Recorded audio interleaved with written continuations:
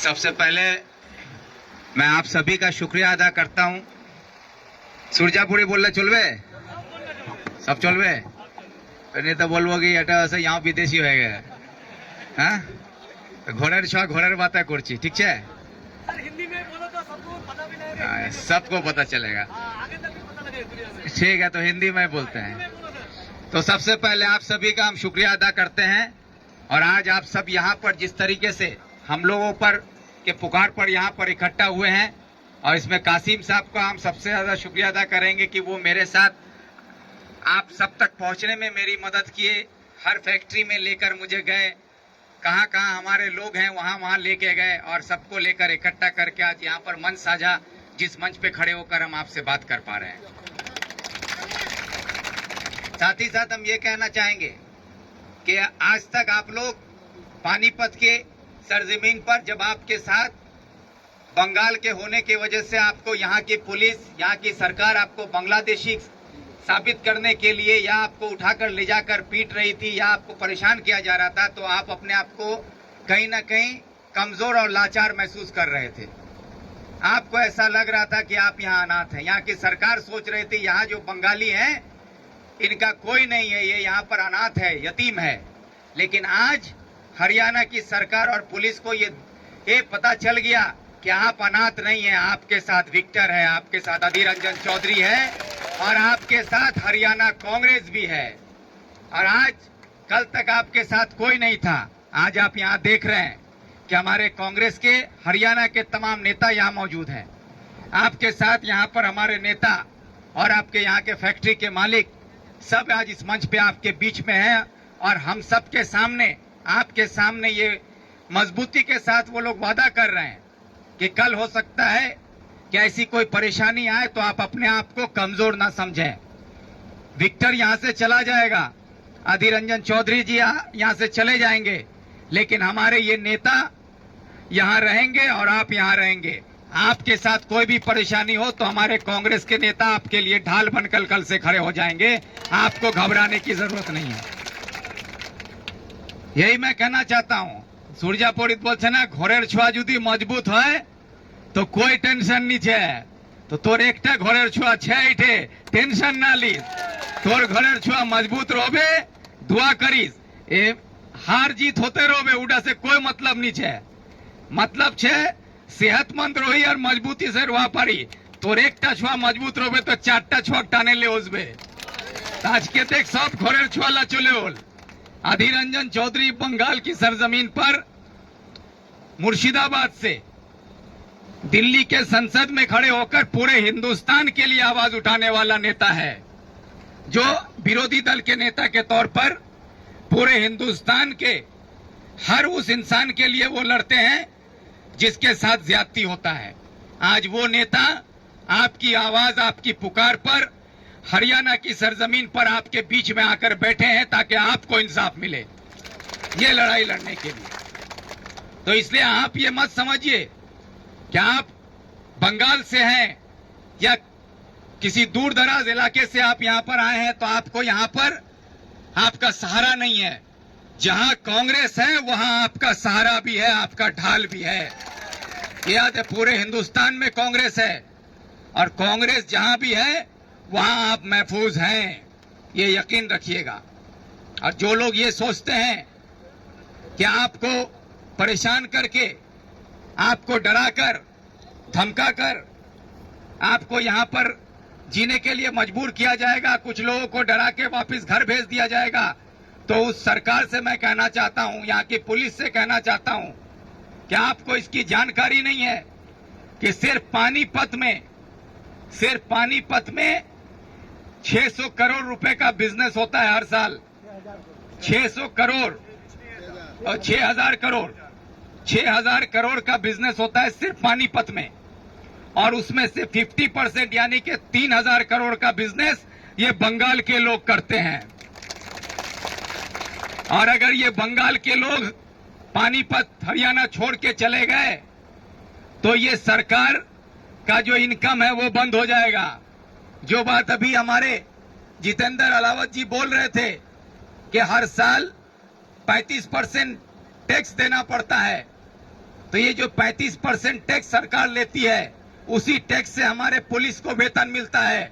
अगर हम काम करना बंद कर दें तो पुलिस के जिस्म पे वर्दी नहीं रहेगी सर, हरियाणा पुलिस को नंगा करना पड़ेगा। इसीलिए मैं आपको कहना चाहता हूं कि हम सिर्फ अपने लिए नहीं कमाते हैं, हम सिर्फ अपने लिए नहीं कमाते हैं, हम यहाँ अपने साथ साथ अपने परिवार के लिए भी कमाते हैं, तो हरियाणा के लोगों को भी कमाकर हम देते हैं। ये बात हरियाणा की सरकार को समझना चाहिए। और ये बात मैं आप लोगों से कहना चाहूंगा कि आप लोगों के बीच में मैं इसलिए आया था कि मैं आपसे आकर कोई झूठा वादा या तस्वीरें खिंचवाने नहीं आया था। मैंने साफ कहा था कि अगर आपको यहाँ 100% तकलीफ है, अगर मेरे आने से आपको 5% का भी राहत मिलता है कि आपकी परेशानी में 5% कम हो जाए, तो वही बहुत बड़ा काम होगा। और उसको कम करने के लिए आपके लिए जो भी मुझसे बन पड़ेगा वो काम मैं करूंगा। और उसके लिए मेरे नेता जनाब अधीर रंजन चौधरी साहब ने मुझे हिम्मत दी। जब मैंने उनसे दिल्ली में बात किया तो उन्होंने मुझसे कहा कि बंगाल के लोगों के पास तुम चले जाओ, जाकर उनसे मिलो, उनकी परेशानी को देखो, उनको समझो, उसके बाद उनके लिए क्या करना होगा वो तुम मुझे बताओ, फिर मैं क्या कर सकता हूं वो मैं करूंगा। आपकी परेशानी को देखकर मैंने उनको बताया। वो खुद दिल्ली से हमारे हरियाणा के कांग्रेस के बात करके पूरी कांग्रेस को यहाँ पर आपके साथ यहाँ पर लाकर खड़ा कर दिए, और खुद वो दिल्ली से चलकर आज आपके बीच में आपकी तकलीफ, आपकी परेशानी सुनने आए। और आपके लिए आने वाले कल में आपको ये यकीन भी हम दिला के जाते हैं कि अगर हरियाणा की सरकार अपनी हरकत से बाज नहीं आई, यहाँ की पुलिस अपनी हरकत से बाज नहीं आई, तो ये जो हमारे हरियाणा के नेता बैठे हुए हैं, हमारे वकील साहब बैठे हुए हैं, हमारे यहाँ फैक्ट्री के मालिक, हमारे नेता बैठे हुए हैं, इन सब को लेकर आप लोगों के लिए इसी हरियाणा की पानीपत की सरजमीन पर आपके लिए धरना, आंदोलन, प्रदर्शन जो भी करना होगा वो सारा चीज हम लोग करेंगे।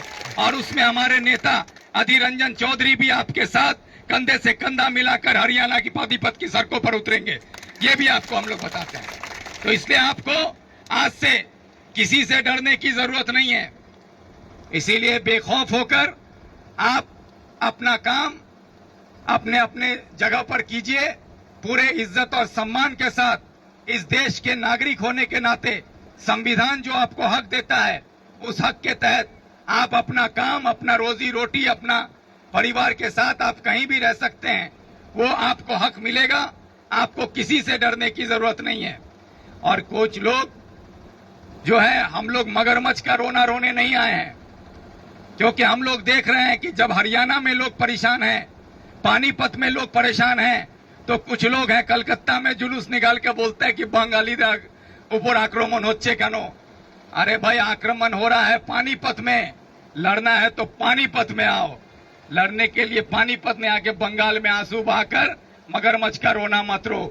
हम लोग भी चाहते तो आपके लिए कलकत्ता में जुलूस निकाल सकते थे, लेकिन उससे आपका भला नहीं होता।